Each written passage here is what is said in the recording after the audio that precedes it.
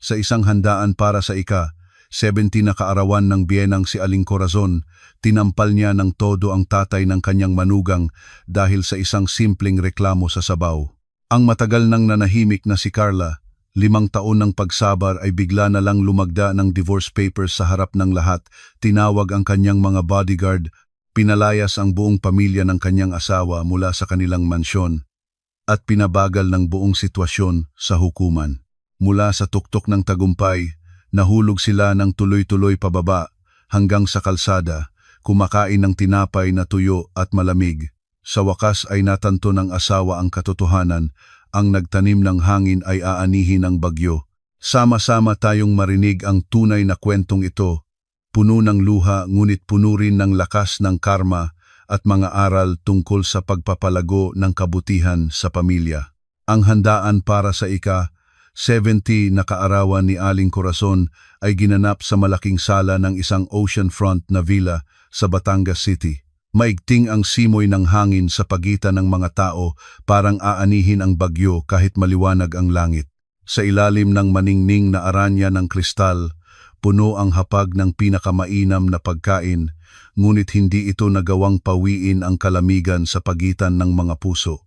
Nag-leave si Carla sa trabaho para personal na asikasuhin ang lahat. Nagpadala pa siya ng sasakyan papuntang Laguna para sundo ang kanyang ama, si Mang Ernesto, sa pag-asa na mapalapit ang dalawang pamilya. Si Mang Ernesto ay nakatago sa isang sulok. Ang kanyang simpleng polo barong na may maingat na aplansa ay napalungga sa gitna ng mga damit na seda at ginto ng pamilya ni Aling Corazon.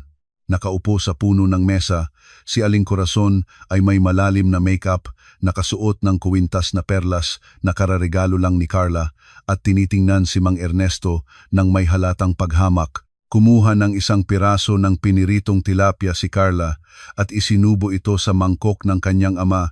Malambot ang kanyang boses. "Kumain na po kayo, tatay. Mainit pa. Ito ay espesyal na hiniling ko sa cook na lutuin ayon sa gusto ng mga taga-Laguna na may sarsa na angkop sa inyong dieta. Napakasarap." Ngumiti si Mang Ernesto nang mabait. Ang kanyang mga ngipin na bahagyang madilaw ay nagpapakita ng mga taon ng pagiging matipid.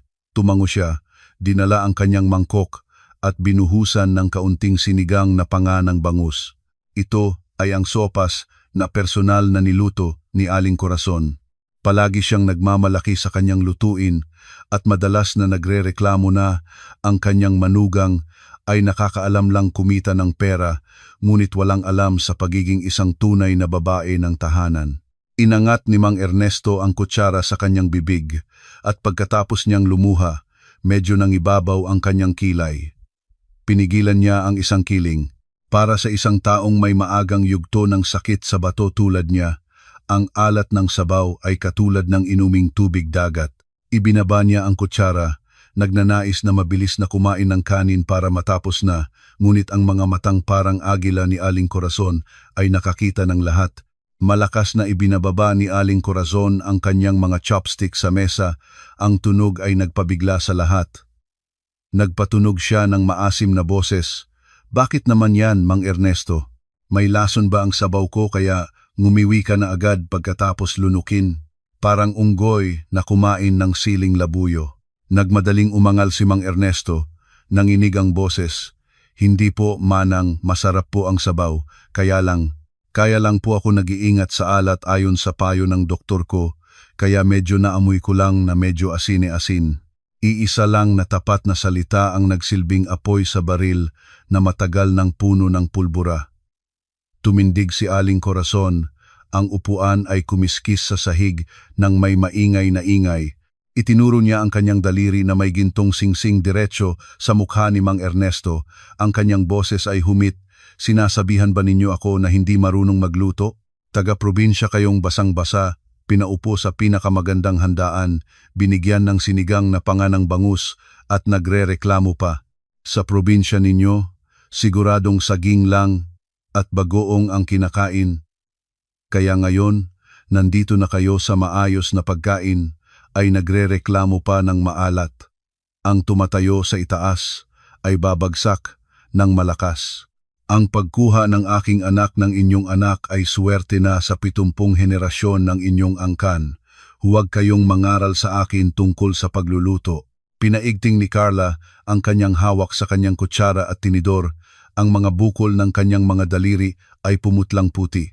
Itinaas niya ang kanyang ulo, ang mga matang malamig na nakatuon sa kanyang biyenang nagngingit-ngit. Bago pa man niya masabi ang isang salita, si Daniel, ang kanyang asawa, na komportableng kumakain ng manok, ay nagsalita rin, "Tama si nanay, tatay. Mas marunong pang magluto ang aking nanay kaysa sa sinuman sa Batangas. Siguro sanay na kayo sa dati ninyong pagkain sa probinsya, kaya nasanay na ang inyong dila sa kakaibang lasa." Si Mang Ernesto ay namula ang mukha, nanginginig ang mga kamay na kumapit sa dulo ng mesa. Yumuko siya ng mababa. "Paumanhin po, Manang. Paumanhin. Anak, nagkamali po ako." Akala niya magiging maayos na, ngunit lalong lumala ang sitwasyon. Kinapupuutan ni Aling Corazon ang kababaan ng loob ni Mang Ernesto at mas kinapupuutan niya ang katotohanang ang kanyang anak ay namumuhay sa pera ng anak ni Mang Ernesto. Ang pagiging insekuro niya ay naging marahas na pagiging agresibo. Mabilis na lumakad si Aling Corazon sa kabilang panig ng mesa at tumayo nang matuwid sa harap ni Mang Ernesto. Humihingi ng tawad para saan? Sigaw niya. "Tingnan ninyo ang inyong mukha, hindi kaya ng kahihiyan. Kaya naman ang inyong anak na babae ay katulad ninyo mapagmataas at magaspang. Siguro natuto siya sa inyo ng kasamaang asal." Hindi na kayang tiisin ni Carla. Hinampas niya ang kanyang palad sa mesa. Ang malakas na tunog ay nagulat sa lahat. Nagngalit siya, "Nanay, tigilan po ninyo. Ang aking ama ay bisita rito at tama po siya. Ang niluto ninyong sabaw ay maalat na hindi matanggap. Huwag na kayong mag-away ng walang dahilan." Napalaki ang mga mata ni Aling Corazon. Hindi siya makapaniwala sa kanyang mga tainga. Ang kanyang manugang ay kumakalabit laban sa kanya sa harap ng ama nito mismo. Ang galit ay tumaas nang hindi mapigilan. Inangat niya ang kanyang kamay, isang malakas na tunog ang pumutok, ngunit hindi si Carla ang tinampal. Ang makapangyarihang kamay ni Aling Corazon ay bumagsak sa mukha ni Mang Ernesto. Ang bigla at lakas ng hampas ay nagpabigla kay Mang Ernesto. Ang kanyang bibig ay humampas sa gilid ng mangkok na hawak niya. Ang mangkok ay nalaglag at nabali, at mula sa sulok ng bibig ni Mang Ernesto ay dumaloy ang dugo, tumitulo sa kanyang puting polo barong. Niyakap ni Mang Ernesto ang kanyang bibig, ang mga matang gulat at nasasaktan na tumitingin sa babae sa harap niya. Ang buong silid kainan ay napatahimik. Si Jasmine, ang kapatid ng asawa na palagi lang nagbubukas ng telepono, ay napilitan ding tingnan ang nangyari. Ang mga mata ay malawak sa gulat. Si Daniel naman ay nakatakang nakatingin, ngunit walang planong tumayo para tulungan ang biyenan. Tumingin si Carla sa dugo mula sa bibig ng kanyang ama, at para sa kanya ay parang tumigil ang panahon. Lahat ng pagsabar at pagtitiis sa nakaraang mga taon para sa kapakanan ng pamilya ay biglang naging pira-piraso tulad ng mangkok sa sahig. Tumingin siya kay Aling Corazon na nakatayo pa ring humihinga ng mabilis na may galit, at pagkatapos ay tumingin kay Daniel na nakatayo ng parang estranyo. Hindi umiyak si Carla, hindi rin siya sumigaw. Naging kaibayo makatakot na panatag siya. Kumuha ng tiso si Carla, maingat na pinunasan ang dugo sa sulok ng bibig ng kanyang ama at bulung-bulungan. "Masakit ba kayo, tatay? Umupo lang kayo rito, maghintay kayo sandali." Hinawakan ni Mang Ernesto ang kamay ng kanyang anak, umiling, na nagsenyas na hayaan na ang bagay, ngunit inalis ni Carla ang kanyang kamay mula sa kamay ng ama niya.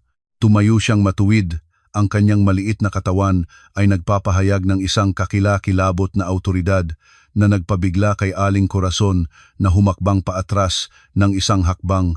Lumakad si Carla patungo sa isang dekorasyon na cabinet, binuksan ang drawer at kinuha ang isang asul na folder ng mga papeles. Bumalik siya sa hapagkainan at itinapon ang folder sa harap ni Daniel. Nagsalita siya. Ang kanyang boses ay malamig, tulad ng hangin mula sa aircon. "Pumirma na. Ang divorce papers ay naihanda ko na at pinirmahan ko na. Kailangan mo na lang punan ang iyong impormasyon." Tumingin si Daniel sa divorce papers at nagpatawa nang hindi naniniwala. Baliw ka na ba? Biglaan na magpa-divorce. Tinuruan lang ni nanay ang iyong ama, bakit kailangan ganito? Huwag kang magbantang katulad niya. Hindi ako matatakot. Nangisi rin si Aling Corazon, inayos ang kanyang buhok. Sino ang tinatakot mo? Kung iiwan mo ang iyong asawa, wala kang aabutan. Sino ang magmamahal sa isang babaeng palagi na lang gusto ng hiwalayan? Ngumiti si Carla ng bahagya, isang ngiti na nagpatakot kay Daniel. Hindi siya nag-argue. Kinuha niya ang kanyang telepono at tinawagan ang isang numero. Alex, isama na ang koponan ng bodyguard sa loob ng bahay ngayon din. Palabasin ang 3 taong estranyo na gumagulo sa aking bahay. Agad, namutla si Daniel. Anong gagawin mo? Bodyguard? Ito ay bahay ko. Sino ang makakapagpalabas sa akin? Tumingin si Carla ng diretso sa mata ni Daniel. Ang kanyang mga mata ay puno ng pinakamataas na paghamak. Bahay mo? Tingnan mo ang mga titulo ng bahay. Ang titulo ay nakarehistro sa pangalan ko lamang. Ito ay ari-arian na nabuo bago ang aming kasal. Ikaw at ang iyong pamilyang parasito ay nakatira rito lamang bilang bisita. Labis na akong maaawa nang pinakain ko ang inyong buong pamilya sa loob ng ilang taon at ngayon ay tinampal ninyo ang aking ama hanggang dumugo ang kanyang bibig sa harap ko mismo. Sumigaw si Aling Corazon. Ikaw ay nagtatawag sa akin ng parasito. Bastos. Maghahabla ako sa iyo. Ang bahay na ito ay sa aking anak sa sandaling naninirahan dito. Hindi sumagot si Carla, itinuro lang niya ang pangunahing pintuan kung saan ang malakas na mga yapak ay pumapasok na. Ang mabibigat na kahoy na pintuan ng sala ay bukas at 6 na matataas na lalaki ang dumating, nakasuot ng itim na uniforme ng bodyguard. Ang kanilang mga mukha ay malamig at walang emosyon. Sila ay mga empleyado ng isang pribadong kumpanya ng seguridad na palihim na nakipagkontrata ni Carla linggo bago pa ang pangyayaring ito. Nang nagsimula na niyang ramdam na ang kanyang kaligtasan ay nanganganib. Ang pinuno ng koponan, isang lalaking nagngangalang Alex na may maliit na peklat sa itaas ng kilay, ay lumapit at nagpugay, "Ma'am, nandito na kami. Ano ang inyong utos?" Itinuro ni Carla ang 3 miyembro ng pamilya. Ang kanyang boses ay matibay tulad ng bakal. Ang 3 taong ito ay illegally narorito at na nakasaktan ng iba. Ilabas sila mula sa gate, ngayon din. Kung lumaban sila, gamitin ang lakas. Ang lahat ng kanilang gamit ay nakabalot na ng aking katulong sa garahe, itapon lahat sa labas. Namutla si Aling Corazon. Hindi niya kailanman nakita na ganoon kadesisibo at malupit ang kanyang manugang. Noon pa man, si Carla sa kanyang paningin ay isang gintong itlog na isinisigaw sa pag-uutos ng hindi sumasalungat. Ang pagtutol na ito ay labas sa kanyang imahinasyon. Tumalon si Daniel, sumugod patungo kay Carla at inangat ang kanyang kamay. Ikaw ay mangangahas. Ako ang iyong asawa. Ako ang may-ari ng bahay na ito. Kayong mga bodyguard, huwag kayong humipo sa akin. Ihahabla ko kayo. Ngayon, ngunit bago pa man maabot ng kamay ni Daniel si Carla, nahawakan na ito ni Alex. Binagsak niya ang kamay ni Daniel sa likod niya ng may husay na nagpabugaw kay Daniel na nagsigaw ng pananakit. Bitawan ninyo ako. Masakit. Nanay, tulungan ninyo ako. Nang makita ni Aling Corazon ang kanyang mahal na anak na nasasaktan, sumugod siya at sinimulan siyang kumapit sa bodyguard. Bitawan ang aking anak. Salot. Kayo ay mga gangster? Tatawagan ko ang pulis. 2 iba pang bodyguard ang lumabas. Bawat isa ay humawak sa bawat gilid ni Aling Corazon at inangat siya tulad ng isang sako ng bigas. Nagkiwal siya. Ang kanyang mga paa ay sumipa sa hangin. Ang kanyang bibig ay nag-atas ng pinakamaruming mga salita. Si Jasmine, na nakaupo sa isang sulok, ay nakita na masama ang nangyayari at kinuha ang kanyang telepono at nagbukas ng Facebook Live. Itinaas niya ang telepono. "Mga tao, halika't manood kayo. Ang aking kunyaring manugang ay sagana na at ginagamit ang kanyang kapangyarihan para palayasin ang kanyang biyenan at asawa sa gabi. Hindi pa niya natapos ang pagsasalita nang ang telepono sa kanyang kamay ay agad na kinuha ng isang bodyguard. Pinagnipis niya ito at isinauli sa bag ni Jasmine at malamig na sinabi, "Pakiusap, lumabas na kayo. Huwag kami pilitin na gumamit ng lakas sa kababaihan." Natakot si Jasmine at nagmadaling sumunod sa kanyang ina at kapatid na inilalabas na. Ang kaguluhang eksena ay nangyari mula sa sala hanggang sa hardin. Ang mga sigaw ni Aling Corazon, ang mga ungol ni Daniel at ang mga buntong hininga ni Jasmine ay nagpabago sa mahinahong atmosfera ng villa. Ang mga kasambahay sa loob ng bahay ay nag-ukol ng kanilang mga sarili sa mga dingding, walang sinuman ang naglakas loob na makialam, may ilan pa nga ang lihim na natutuwa. Masyadong matagal na nilang tinitiis ang kasalaulaan at paghamak ni na Aling Corazon at Jasmine. Nang makaabot sa bakal na gate, ang koponan ng bodyguard ay walang awa. Itinapon nila ang mga bag at personal na gamit ng 3 miyembro ng pamilya sa labas ng gate. Ang mga bag ay bumangga sa semento nang may malakas na ingay, bukas ang mga fermete, ang mga damit ay nagkalat sa kalsada. Pagkatapos ay itinulak nila ang 3 palabas at malakas na isinara ang mabigat na bakal na gate. Binalingan ni Daniel ang kanyang sarili, inaayos ang kanyang mga tuyong damit at humampas sa gate. "Carla, baliw ka na ba? Pilalabasin mo ba ako? Buksan mo ang pintuan at kausapin mo ako ng maayos. Humihingi na ako ng tawad." Si Aling Corazon naman ay umupo sa sahig, patuloy na umaangal. "Diyos ko, ang aking manugang ay nagpalabas sa aming lahat ng di umano'y pamilya pagkagabi ng gabi. May hustisya ba ang langit? Bakit may ganitong manugang na walang hiya?" Ang ingay ay nagpagising sa ilang kapitbahay.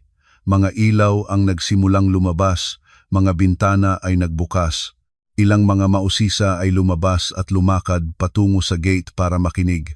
Nang makita ni Aling Corazon ang mga manonood, lalong malakas siyang sumigaw. Balak niyang gamitin ang presyon ng panlipunang opinyon para pilitin si Carla na buksan ang pintuan. Ngunit inuna na ni Carla ang pangyayaring ito. Nakatayo siya sa balkon ng ikalawang palapag, tinitingnan ang magulo sa ibaba ng may parang yelong tingin. Kumuha siya ng walkie-talkie at inutos sa teknikal na silid na i-activate ang automatic na sprinkler ng hardin at harap na gate sa pinakamataas na antas. Sa loob lang ng ilang segundo, 10 automatic na sprinkler na nakalagay sa buong bakod at pangunahing gate ay sabay-sabay na nag-aktibo. Ang malakas na agos ng tubig ay tumalab ng tuwid sa labas ng gate kung saan nakatayo sina Aling Corazon at sumisigaw pa. Agad silang nabasa ng basa sa isang kisap mata. Nahinto si Aling Corazon na sumisigaw nang maputok ang tubig sa kanyang bibig. Ang makapal na make-up sa kanyang mukha ay nag-alog-og, kumakalat sa palibot tulad ng pintura sa ulan.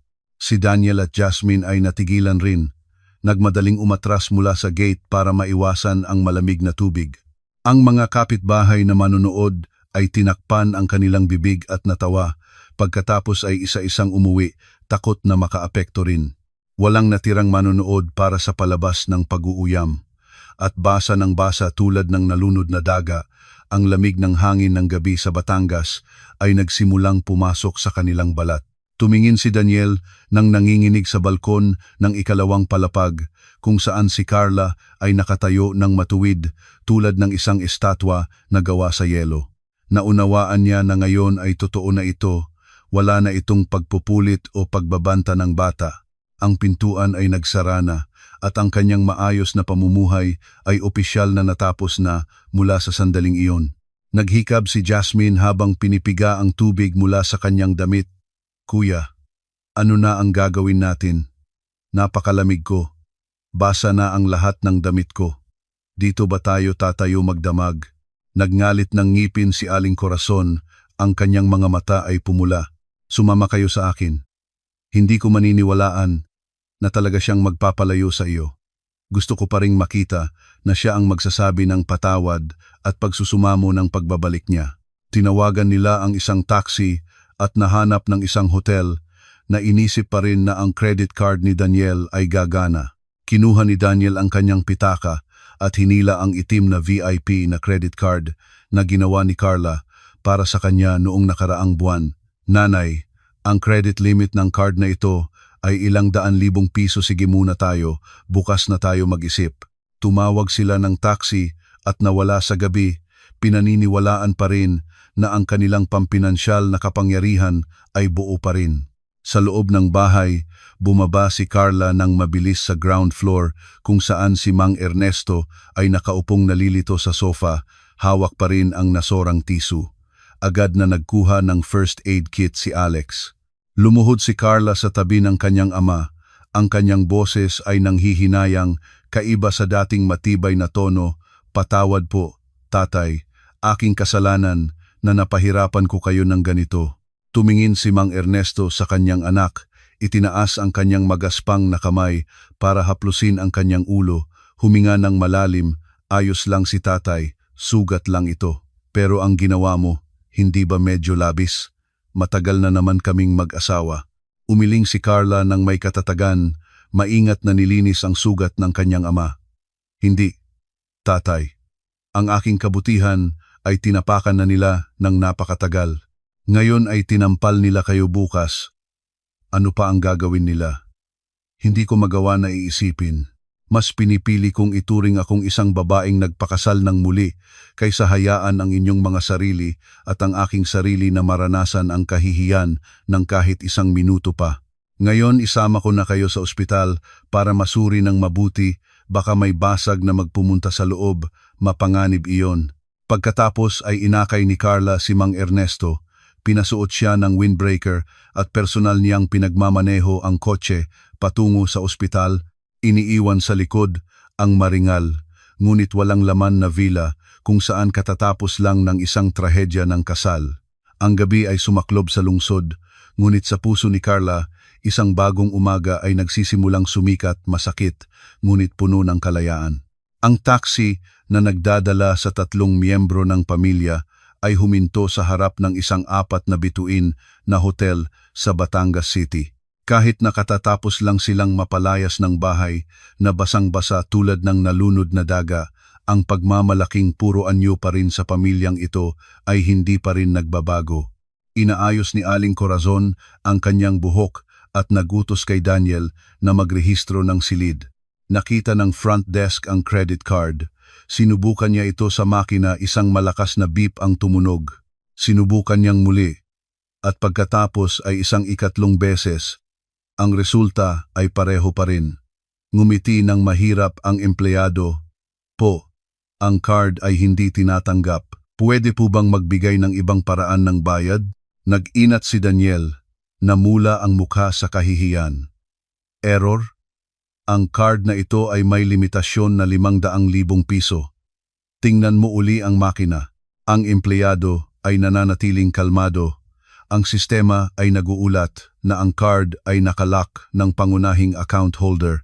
Ang mga salita ng empleyado ay katulad ng pangalawang balde ng malamig na tubig na ibinuhos sa mukha ni Daniel ngayong gabi. Kinuha niya ang kanyang telepono at tinawagan si Carla. Ang subscriber na iyong tinatawagan ay hindi maaring maabot sa kasalukuyan. Tinawagan niya muli, mga walang katulad na ring. Ni-block na siya ni Carla. Hindi lang ang tawag, kundi pati na rin sa lahat ng social media. Lumabas si Daniel at umupo sa kotse, ang kanyang mukha ay walang kulay. Si Jasmine, na naghihintay sa loob ng taxi, ay tanong na tanong, bakit wala ka pang dalang susi sa silid? Puno ba o baka lumipat tayo sa ibang hotel? Pinangko ni Daniel ang sarili sa upuan. Nilock niya ang card. Biglang huminto si Aling Corazon sa pagpapahid ng kanyang mukha. Ano? Ang hiyaw niya. Nangahas siyang ilock ang card. Ang babaeng ito ay gustong gutumin ang aming pamilya. Tinitingnan ni Daniel ang kanyang pitaka, mahigit na 2,000 piso lang ang natitira. Sa isang marangyang hotel, ang halagang ito ay sapat lamang para sa inumin, hindi pa para sa VIP room na para sa 3 tao. Sa huli, ang taxi ay nagdala sa kanila sa isang maliit na eskinita sa loob ng isang bahagi ng lungsod at huminto sa harap ng isang murang boarding house. Ito ang tanging lugar na maaari nilang nupan ng 2 silid sa natitirang maliit na halaga. Ang silid ay mabaho ng sigarilyo, malamig at amag. Ang wallpaper ay nag-exfoliate, nagpapakita ng dingding sa ilalim. Diyos ko, ang lugar bang ito ay para sa tao o para sa baboy? Ang reklamo ni Aling Corazon. Si Daniel ay inihagis ang kanyang bag sa kama at sigaw na nagalitan sa kapatid. Tahimik ka na, walang pera. Wala kaming pagpipilian. Ang gabing iyon ay ang pinakamahaba sa kanilang buhay. Kinabukasan, sinubukan ni Daniel na pumunta sa opisina ni Carla, isang modernong gusali na may berdeng salamin sa gitna ng lungsod. Pinag-ayos niya ang kanyang damit at hairdo at may kumpiyansang pumasok sa lobby, balak na pumunta ng diretsyo sa opisina ng CEO tulad ng dati. Ngunit nang makarating sa elevator, hinarangan siya ng dalawang matataas na guwardya. Pasensya na, G. Daniel, hindi kayo pinahintulutang pumunta sa itaas. Napatigilan si Daniel.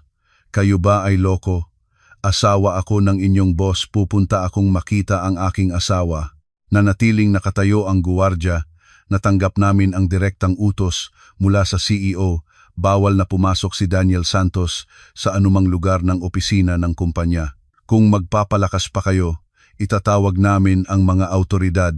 Nang tumawag si Daniel sa extension ng sekretarya, ang dating masunurin at opo-opo na si Ligaya ay ngayon ay malayo at malamig na ang tono. Abala po si Miss Carla sa pulong kasama ang abogado niya tungkol sa pamamaraan ng divorce at paghahati ng ari-arian. Sinabi niya sa akin na ang lahat ng pakikipag-ugnayan ay gawin sa pamamagitan ng opisina ng kanyang abogado. Hindi siya tatanggap sa inyo. Click. Ibinaba ang telepono. Nakatayo si Daniel sa lobby, hawak pa rin ang kanyang telepono. Ang mga nakikiram na tawa ng mga receptionist ay pumasok sa kanyang mga tainga. Natanto niya na ngayon ay hindi na ito banta. Gusto talagang alisin ni Carla sa kanyang buhay ang lahat ng bakas niya. Sa araw ding iyon, si Jasmine ay nagtrabaho sa bodega ng kumpanya. Ang trabahong ito ay nilikha ni Carla para bayaran ang suweldo ng tamad na kapatid ng asawa, ngunit bawat araw ay huli na itong umabagat at maaga pang umaalis. Ngayon ay huli pa rin siya ng isang oras, ngumuya ng gum at nag-scroll ng Facebook, nag-isip na lumabas mamaya para magpamanicure. Biglang bumukas ang pinto ng bodega at pumasok ang HR manager kasama ang dalawang security at isang tagaligal. Ang seryosong atmosfera ay nagpatahimik sa lahat ng empleyado sa paligid. Si Jasmine Santos, ang HR manager na babae, ay naglagay ng papel sa mesa sa harap niya. Ito ay ang termination order na may agarang bisa para sa inyo. Pakikuha na ng inyong mga personal na gamit at umalis na sa kumpanya ngayon, natigilan si Jasmine. Tinanggal ang trabaho? Baliw ka ba? Hindi mo ba alam kung sino ako? Tatawagan ko si Carla at ipatatanggal ko kayo lahat. Ang tagaligal ay itinulak ang kanyang salamin, ang kanyang boses ay kalmado ngunit matibay. Ginagawa namin ito sa direktang utos ng CEO dahil sa pagsisiyasat ng inventaryo ng kalakal at pagnanakaw ng produkto ng kumpanya.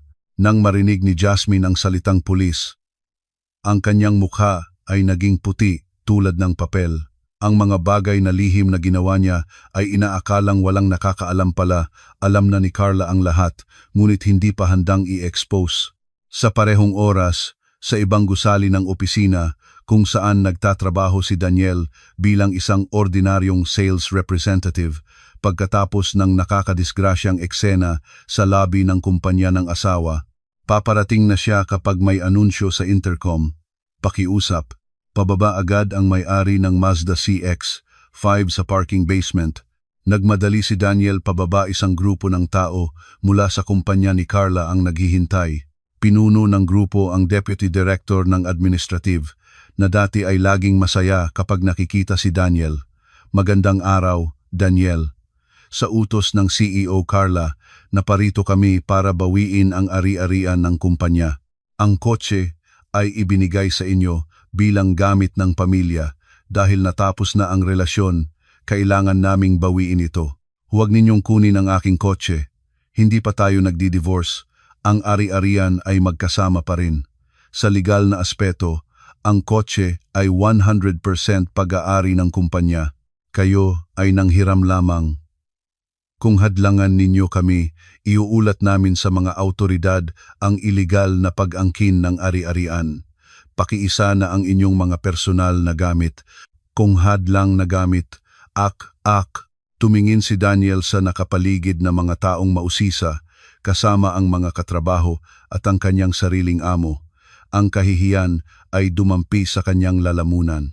Mahinahon niyang binuksan ang pinto ng kotse, kinuha ang ilang folder at pares ng sneakers at pagkatapos ay nakatayo ng walang kibo habang pinapalabas ng mga ito ang kotse. Walang kotse, walang credit card, walang mataas na bahay, kailangan niyang mag-book ng ride-hailing app para makabalik sa murang boarding house. Nang makabalik si Daniel, si Jasmine ay naroon na rin. Ang kanyang mga mata ay pula at namumutla sa iyak. Nagtitig sila sa isa't isa. Kapwa nilang kaaawa-awa. Siya ay nanalo sa lahat, Daniel. Bulalas ni Aling Corazon. Bakit hindi mo siya mapigilan? Itinapon ni Daniel ang kanyang mga gamit sa sahig. Pigilan mo siya?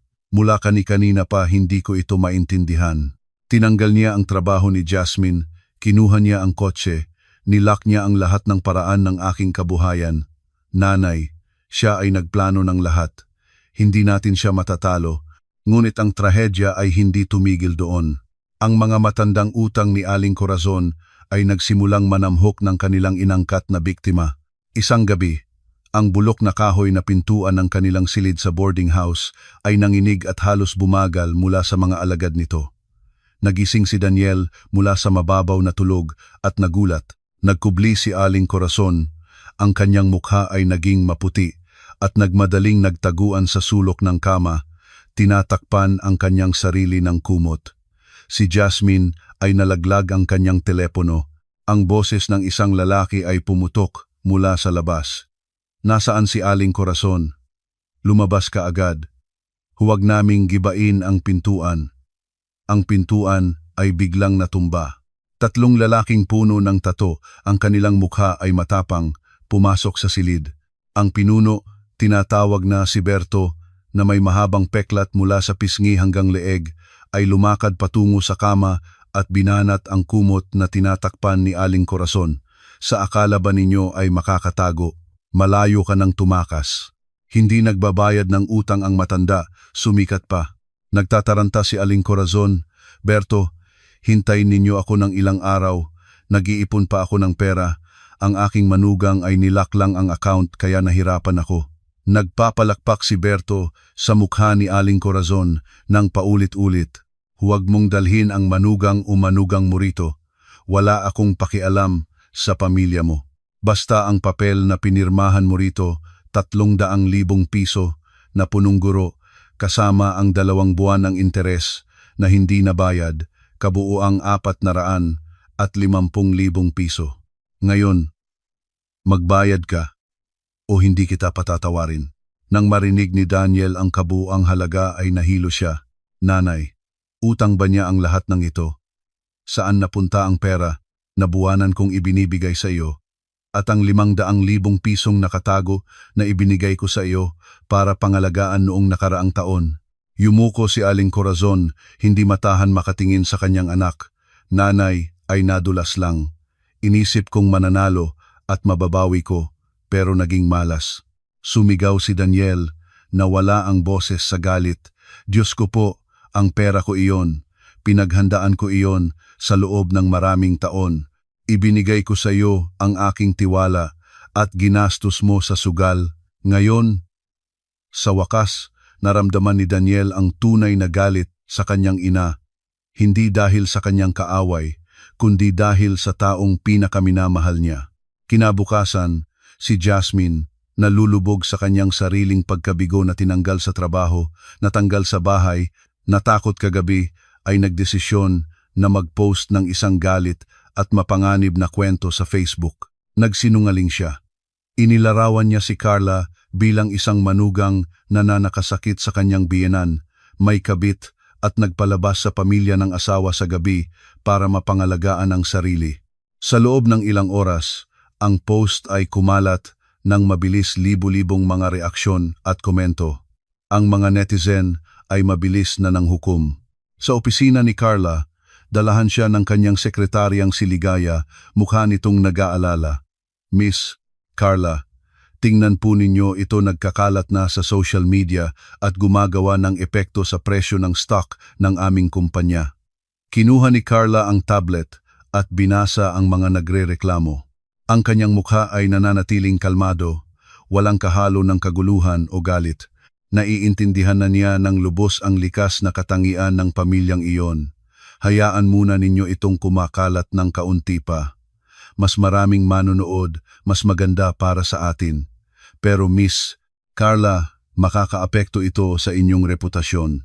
Ang paglilitis ay tiyak na darating, ngunit bago mag-aklat ay hayaan muna nating masarapan sila sa kanilang sariling gamot. Isang oras pa lamang sa opisyal na Facebook page ng kumpanya at sa personal na account ni Carla ay sabay-sabay na napost ang isang 5-minute na video na may pamagat, "Ang Katotohanan." Malinaw ang larawan at tunog. Nagsimula ito sa eksena kung saan ang galit na si Aling Corazon ay nagparatang at tinampal si Mang Ernesto, pagkatapos ay si Daniel na nakaupo at umaasikaso sa manok habang ang kanyang biyenan ay nadurugo. Pagkatapos ay ipinapakita si Jasmine na palihim na naglalagay ng mga bote ng alak sa kanyang bag, at sa huli ay si Aling Corazon na nagsisigaw at nagrereklamo sa harap ng gate nang walang sinumang bumabasag sa kanya. Isinulat ni Carla ang ilang salita.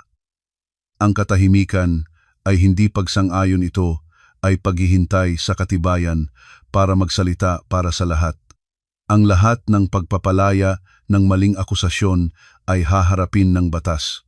Agad na nagbago ang hangin. Ang mga netizen na kanina ay nagsisisi kay Carla, ngayon ay sabay na bumalik kay Jasmine. Panoorin ang video at magagalit kayo. Ang matandang babae ay masamang loob. Tinampal ang biyenan hanggang dumugo. Ang asawa ay duwag nakaupo habang pinapalabas ng biyenan ang kanyang ama. Pasensya na, Miss Carla. Mali na kami kanina. Tama ang ginawa mo, palayasin ang grupong iyon. Hawak ni Jasmine ang kanyang telepono habang binabasa ang mga papasok na abusong komento. Nagsimulang pumatay ng live, ngunit huli na. Ang kanyang larawan, address ng dating paaralan, lugar ng trabaho at telepono ay kumakalat na. Kuya, mamamatay na ako. Nag-aaway na sila sa akin. Nagbabanta na silang hanapin ako. Bumulong si Daniel, pagod at galit. Sinabi ko na sa iyo na tumahimik ka. Ngayon, kilala ng buong mundo ang mukha ng ating pamilya. Sa kalagitnaan ng kalamidad na ito, patuloy ni Carla na isinasagawa ang kanyang mga plano ng maayos. Hindi lang niya gustong itaboy sila sa labas ng bahay, gusto niyang maramdaman ni Daniel ang parehong pagkakanulo na naranasan niya, ngunit mas masakit. Nagpunta siya sa kanyang opisina at nakipagkita sa isang middle-aged na lalaki na nakasuot ng salamin, malikhaing hitsura, isang pribadong investigador na kanyang hinayre ng kalahating taon na ang lumipas para bantayan si Daniel. Naglagay ang investigador ng makapal na sobre sa mesa. Lahat ng katibayan na kailangan ninyo, schedule, aktibidad, mga larawan, audio. Ang lalaki ay may relasyon sa babaeng ito ng higit sa 1 taon. Binuksan ni Carla ang sobre at tiningnan ang mga larawan ng isa-isa, walang sakit o pagkainggit, puro pagkasuklam lamang ang makikita sa kailaliman ng kanyang mga mata. Sa mga larawan, si Daniel ay yakap-yakap ang isang babaeng nasa 40+ na taong gulang, puno ng alahas at malakas na kasuotan.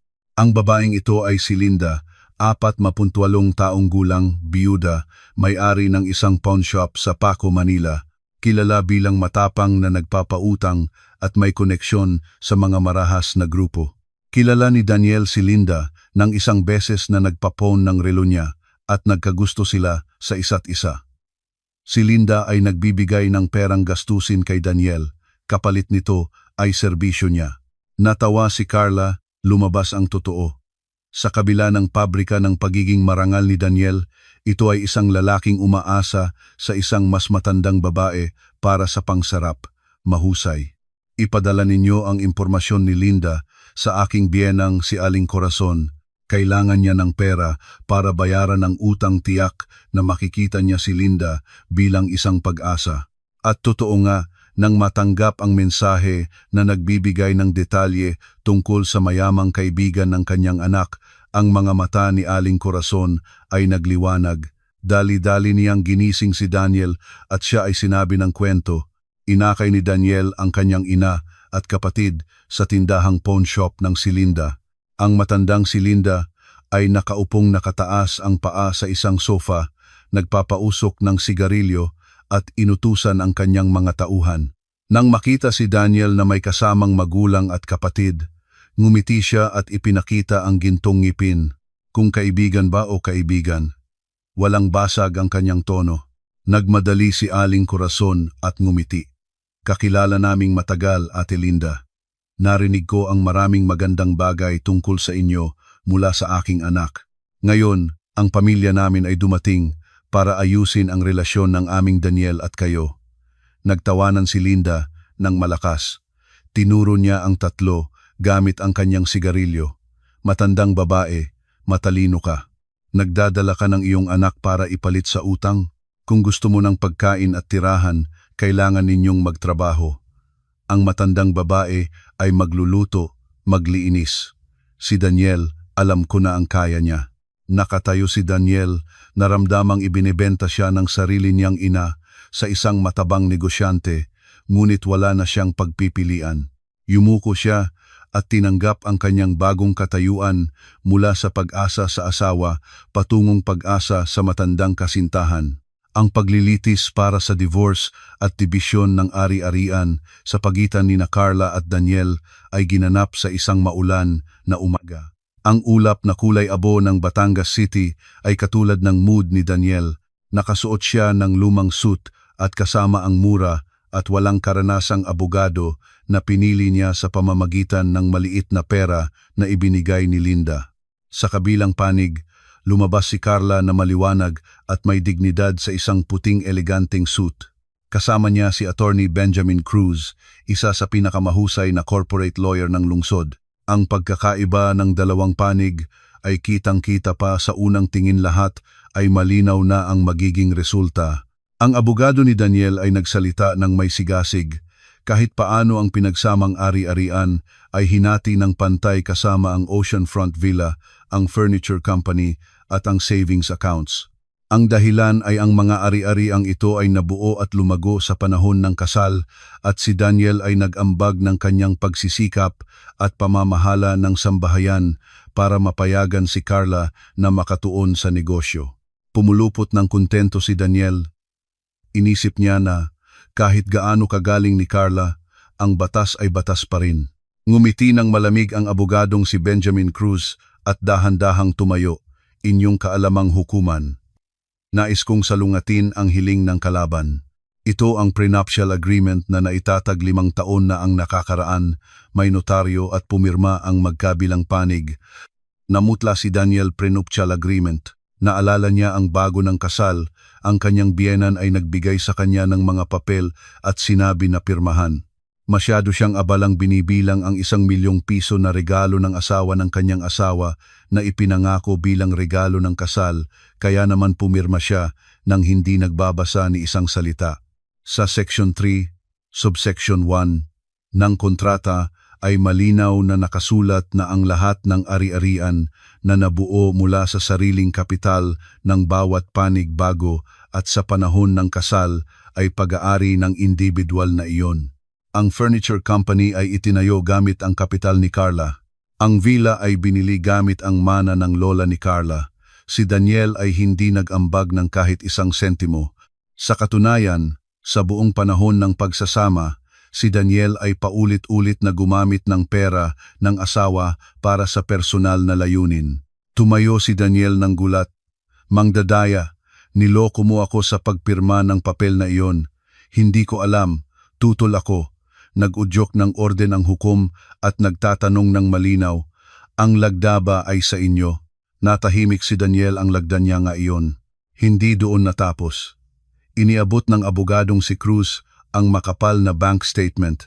Kaalamang hukuman, ipinapakita ng mga dokumentong ito na sa nakalipas na 5 taon, si Daniel ay lihim na naglipat mula sa joint account patungo sa account ng kanyang ina ng kabuang mahigit 2 milyong piso. Ang pera ay ginamit para sa sugal at pagbabayad ng utang ni Aling Corazon. May karapatang hingin ang pagbabalik ng kalahating halagang ito mula kay Daniel para kay Carla. Ang buong kwarto ay nagugulo. Si Aling Corazon na nakaupong sa gallery ay subukan na umurong ngunit hinarangan ng mga bodyguard ni Carla sa pintuan. Pagkatapos ng maigting na deliberasyon, inihayag ng hukom ang desisyon. Pinahintulutang mag-divorce. Ang custody ng anak ay mapupunta kay Carla. Si Daniel ay walang pansamantalang karapatang bisitahin ang anak dahil sa kawalan ng pinansyal at moral na kondisyon. Ang lahat ng ari-arian ng kumpanya at real estate ay pag-aari ni Carla. Ipinagsyait ang kahilingan ni Daniel na hatiin ang ari-arian at inutusang ibalik ni Daniel ang 1 milyong pisong nilustay niya sa maling layunin. Narinig ni Daniel ang sentensya at ang kanyang mga tainga ay nanigas. Pinagmasdan niya si Carla, ang kanyang mga mata ay puno ng pag-aapid at pag-asa, ngunit ang tanging natanggap niya ay isang tingin na malamig tulad ng yelo. Tumayo si Carla, inaayos ang kanyang blazer at lumabas sa kwarto ng hukuman tulad ng isang reyna na nanalo sa labanan, hindi man nagbaling tingin sa natalo. Nang marinig ni Linda ang balita na wala ng pag-asa si Daniel sa korte, inihagis niya ang bag ni Daniel sa kalsada bago pa man maabot ng binabang si Daniel ang tindahang pawn shop. Lumayas, palabas na sa harap ko. Sinisi ni Daniel ang kanyang bitay at nagmakaawang lumapit. Ligaya ko, pakinggan mo muna ako. Aapelyahan ko ang desisyon ng korte. Sinampal siya ni Linda sa pisngi. Sa tingin mo, ay hangal ako? Nakita ko na ang desisyon. Ang kontrata ay malinaw. Ikaw ay palpak na at lulubog pa sa utang. Pinapanatili kita rito para pagsilbihan ako, hindi para magdala ng pabigat. Palabas na bago pang utusan ko ang mga tao ko na harapin kayo. Si Aling Corazon at Jasmine ay inilabas din ng walang awa ng mga tauhan ni Linda. Ang bakal na gate ng tindahang pawn shop ay malakas na ibinaba, puputol sa huling pag-asa ng pamilya. Sa ilalim ng ulan, 3 tao ang nakatayo sa kalsada, basa, gutom at desperado. Wala nang mapupuntahan, wala nang maaasahan. Ang pagmamalaki at kasakiman ay itinulak sila sa kailaliman ng kawalan. Sa kagipitan, lumakad si Daniel sa kumpanya ni Carla at lumuhod sa harap ng lobby kahit bumuhos ang ulan. Ang mga guwardya ay tinawagan si Carla at siya ay nagutos na payagan siyang pumasok sa isang maliit na meeting room sa ground floor. Pumasok si Daniel sa kwarto. Ang tubig ng ulan ay tumatulo sa mga buhok niya. Nang makita si Carla elegante at makapangyarihan, nagmadali siyang lumapit. Carla, alam ko na nagkamali ako. Ang nanay ko ay nagpapalakas ng loob sa akin, naloko ako ni Linda. Minahal pa rin kita at ang ating anak ng tindi. Hayaan mo akong bumalik.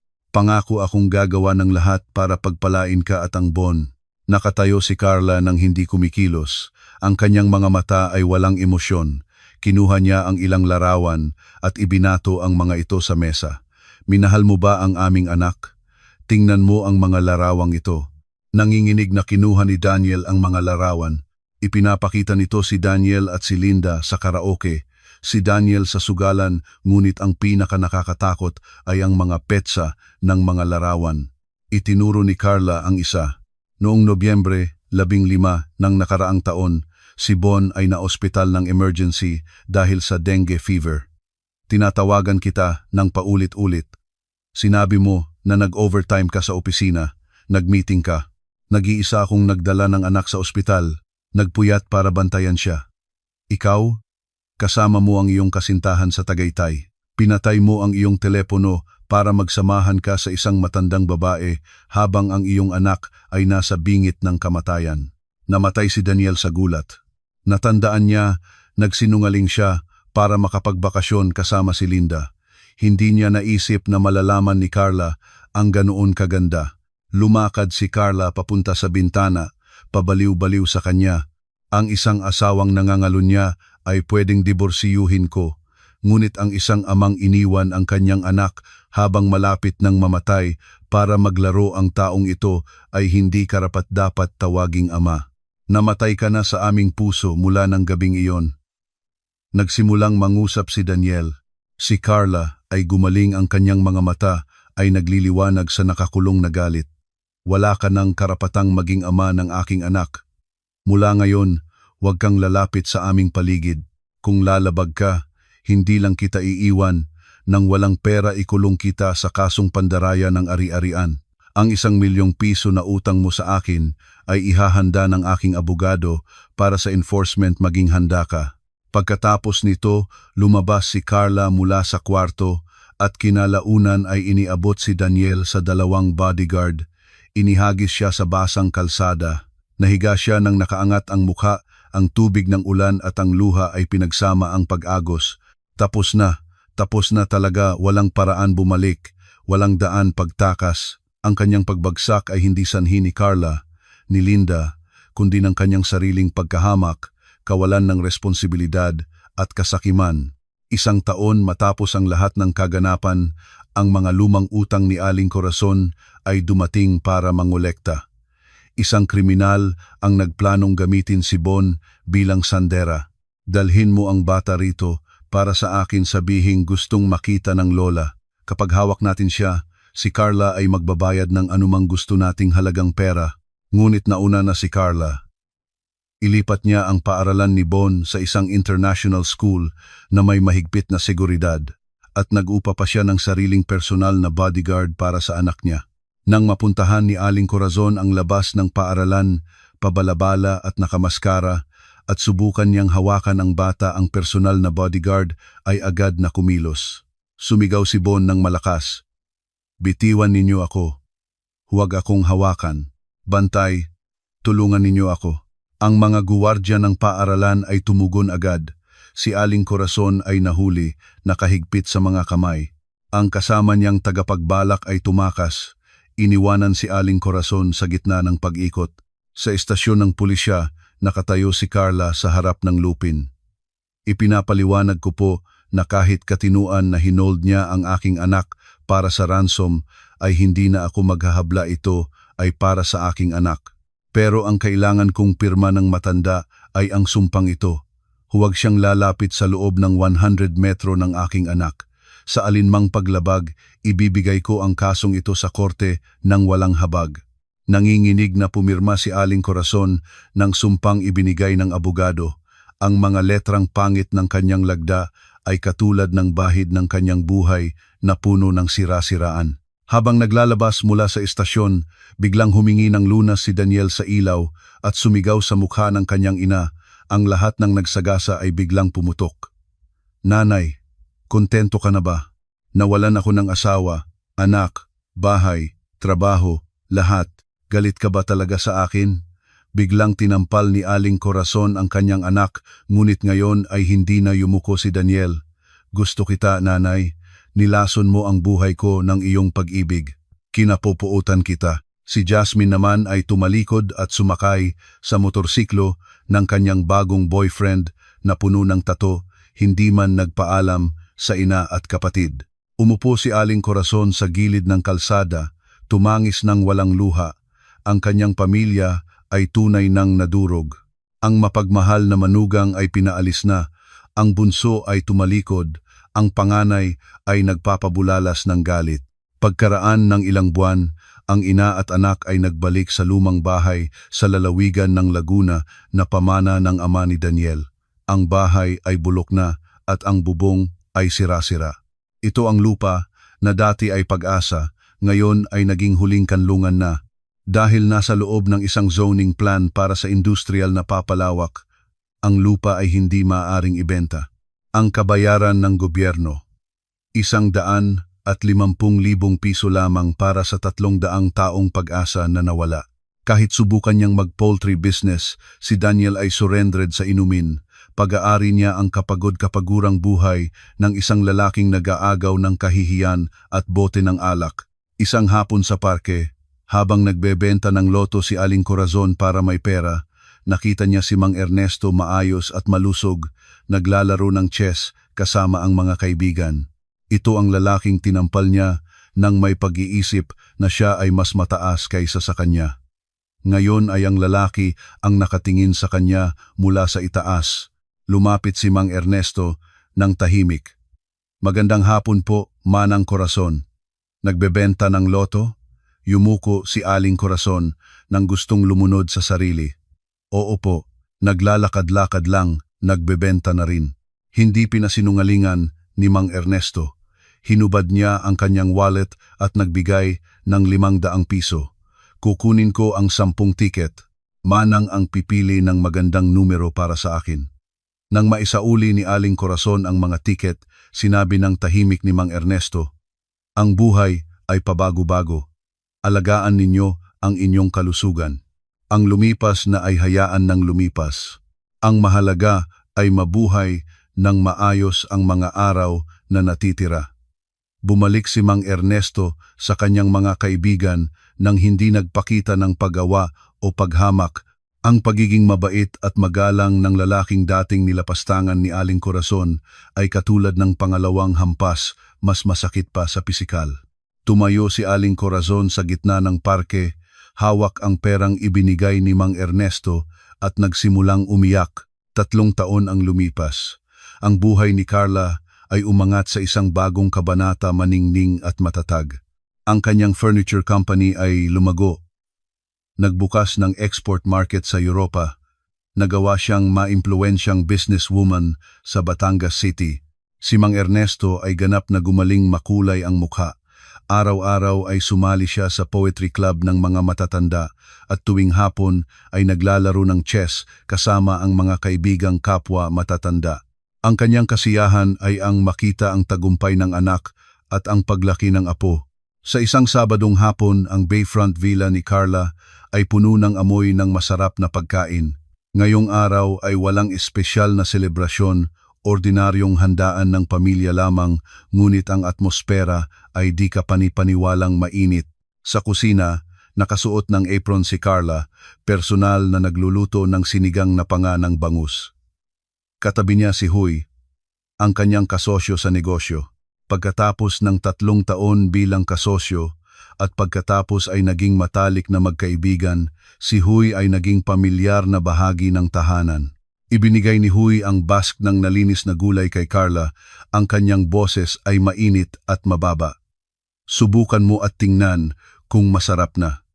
Sa tingin ko ay magiging masaya sina Lolo Ernesto at Bon. Kumain si Carla ng maliit na kutsara, ngumiti siya ng kontento. Masarap na, maasim at matamis ng tama. Matagal na ang nakakaraan mula nang magluto ako. Sa sala, ang mga tawanan ni Mang Ernesto at Bon ay maririnig ng malakas. Tumingin si Huy kay Carla nang may pagmamahal. Nag-alinlangan siya sandali bago nagsalita. "Carla, pagkatapos ng hapunan ngayong gabi, may gusto akong ipaliwanag kay Lolo Ernesto at sa iyo."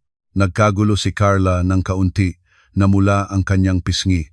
Naunawaan niya kung ano ang gustong sabihin ni Huy. 3 taon na oras na para malaman kung talagang handa siyang magbukas ng bagong kabanata. Ang hapunan ay puno ng tawanan, walang nakakasakit na salita, walang mapanuring tingin, walang sabaw na maalat at puno ng luha, simpleng respeto at tunay na pagmamalasakit. Si Huy ay kumain para kay Mang Ernesto at tinanong siya tungkol sa kanyang mga tula. Si Bon ay masayang nagkukuwento tungkol sa kanyang paaralan at paminsan-minsan ay nininiknik sa Tito Huy na magbalat ng hipon. Matapos kainin, habang sila ay nagkakape sa balkon, tumindig si Huy ng tuwid. Tumingin siya ng diretso sa Mang Ernesto, ang kanyang boses ay seryoso at tapat. "Lolo Ernesto, gusto ko pong magniebe sa inyo ng isang bagay ngayong gabi. Matagal nang kilala ni Carla at ako. Marami kaming pinagsamahan sa trabaho at buhay. Talagang minamahal ko si Carla at si Bon. Naranasan ko rin ang pagkabigo, kaya nauunawaan ko ang halaga ng isang tunay na tahanan. Sana ay pahintulutan ninyo akong opisyal na alagaan ang dalawang ito. Hindi ko maaasahan ang anumang kapakapakinabang, ngunit nangangako ako na hindi ko kailanman hahayaan si Carla na lumuha ng dahil sa kahihiyan muli. Ibinaba ni Mang Ernesto ang tasa ng kape at tumingin kay Huy, pagkatapos ay tumingin sa anak. Sa mga mata ni Carla ay nakita niya ang kaligayahang matagal na niyang nais. Yumuko siya, ang boses ay nanginginig sa emosyon. Huy, matanda na ako at gusto ko lang na maging maligaya ang aking anak. Ikaw ay isang tapat na tao, hindi ako nagkakamali sa tao. Nagdusa siya ng marami, ngayon ay natagpuan niya, ito ay suwerte niya. Sang-ayon ako, basta tandaan mo ang iyong pangako. Bumaling si Huy kay Carla, hinawakan ang kamay niya. Hindi iniwas ni Carla ang kamay niya, marahang pinigilan ang kamay niya bilang pahintulot. Isang bagong kabanata ng buhay ay opisyal na nagsimula, hindi isang fairy tale tungkol sa prinsipe na nagligtas sa isang dalaga, kundi isang kwento ng dalawang adult na natagpuan ang isa't isa sa gitna ng mga pagsubok para itayo ang isang matibay na kaligayahan.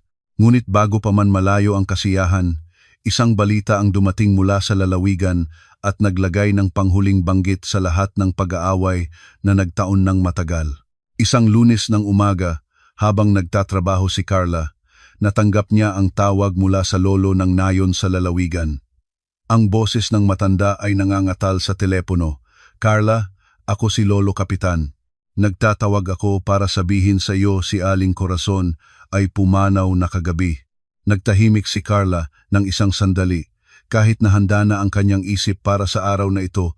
Nang marinig ang balita, may naramdaman pa rin siyang damdamin na mahirap ipaliwanag. Hindi lungkot, hindi tagumpay, parang isang malalim na buntong hininga na naglalaglag ng 1,000 kilong bigat. Paano siya pumanaw, Lolo? Huminga ng malalim ang matanda. Nakalulungkot, anak. Kagabi ay matinding ambon, malamig na malamig. Ang bahay ay sira-sira, halos walang kumot. Si Daniel ay lasing at natutulog sa isang sulok. Hindi alam ng sinuman kung kailan umalis si Aling Corazon. Nang magdala ng lugaw ng kapitbahay sa umaga, natagpuan na siyang tumigas na. Nakatahimik si Carla. Ang kamatayan na nag-iisa at malamig sa tabi ng isang lasing na anak, ito ang pinakamalungkot na wakas, ngunit ito rin ang huling kalayaan ni Aling Corazon. Binayad niya ang lahat ng utang ng kanyang buhay, ang lahat ng karma ng kanyang kasamaang loob at kasakiman. Salamat sa pagpapaalam, Lolo Kapitan. Ako at si Daniel ay nagdiborsyo na at wala kaming legal na kaugnayan pa. Ngunit bilang isang tao, magpapadala ako ng bulaklak at isang maliliit na kontribusyon para sa pagbibigay-pugay. Ang pagdalo sa libing ay hindi ko magagawa, hindi ko gustong ang aking presensya ay magdulot ng abala. Naiintindihan ng matanda. Naiintindihan ko. Ginawa mo ang lahat ng may dignidad at dangal. Ibinaba ang telepono. Si Carla ay bumaling sa bintana. Ang langit ng Batangas ay maliwanag at asul sa araw na iyon, ganap na kabaligtaran ng malamig na kamatayan sa malayo. Naalala niya ang si Aling Corazon, noon palalo, marahas, ang nagtinampal sa kanyang ama hanggang dumugo ang bibig nito sa isang simpleng kaganapan ng pagkain.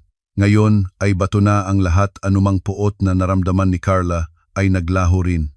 Ang Aling Corazon ay naparusahan ng sarili niyang kapalaran, isang buhay na gumuho at isang kamatayan na nag-iisa.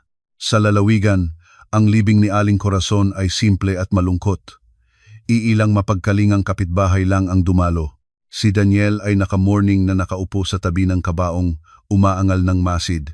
Ngunit sa boses na iyon, mas maraming takot sa hinaharap kaysa tunay na lungkot. Ang bulaklak ni Carla ay dumating.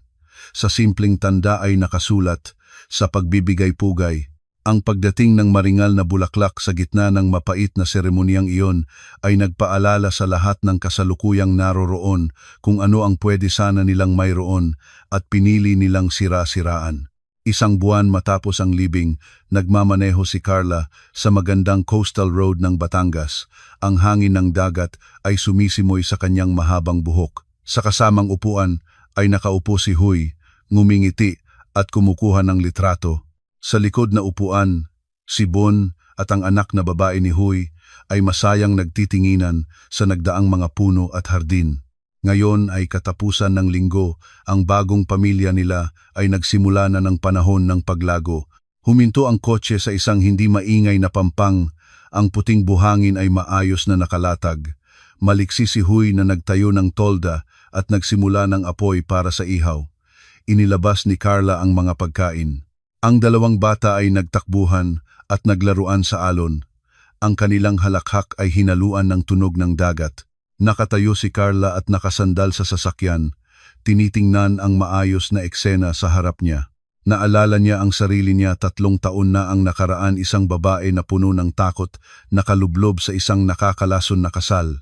Noon ay naisip niya na ang pagdiborsyo ay katapusan, isang kahihiyang tagumpay. Ngunit ngayon, nakatayo siya sa harap ng malawak na dagat at langit.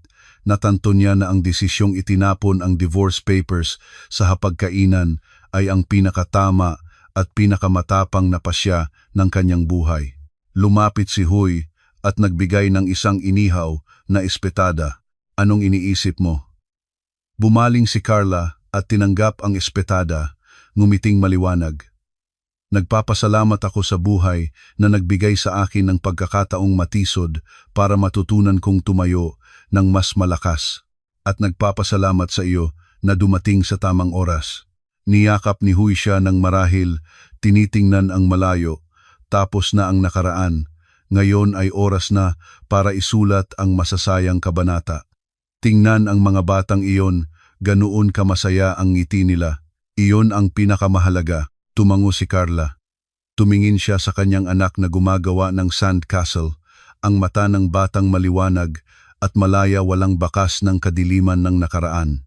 Inangat ni Carla ang kanyang mga dibdib at inilanghap ang maalat at sariwang hangin ng dagat. Habang lumulubog ang araw, nagsimulang makulay ang kalawakan sa labanang pula at ginto. Tinulungan ni Carla si Huy na magsimula ng paglalakbay pabalik sa lungsod. Ang kotse ay lumisan mula sa pampang, iniiwan sa likod ang mga bakas ng paa sa buhangin na mabilis na tatakpan ng alon, katulad ng masakit na alaala ng dating pamilya ng asawa na unti-unting magiging wala sa paglipas ng panahon. Nalabi lamang ang mga aral tungkol sa sariling pagpapahalaga at dignidad. Kumawit si Carla ng manibela, ang mga mata ay nakatutok sa harap kung saan ang ilaw ng lungsod ay nagsisimulang lumabas, maganda at maliwanag. Pinindot niya ang gas, ang kotse ay malakas at tiyak na sumaong tulad ng kanyang sariling pagpupuno ng buhay.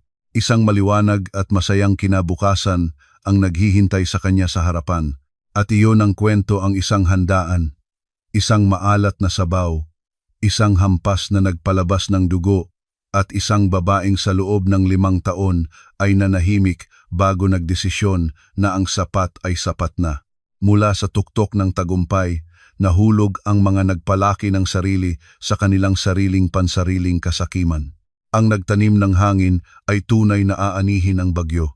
Kung ang kwentong ito ay nagbigay sa inyo ng inspirasyon, pag-unawa o isang aral para sa inyong sarili, huwag mag-alinlangang ibahagi. Huwag kalimutang mag-iwan ng komento para manatili tayong konektado sa pamamagitan ng mga kwentong ito.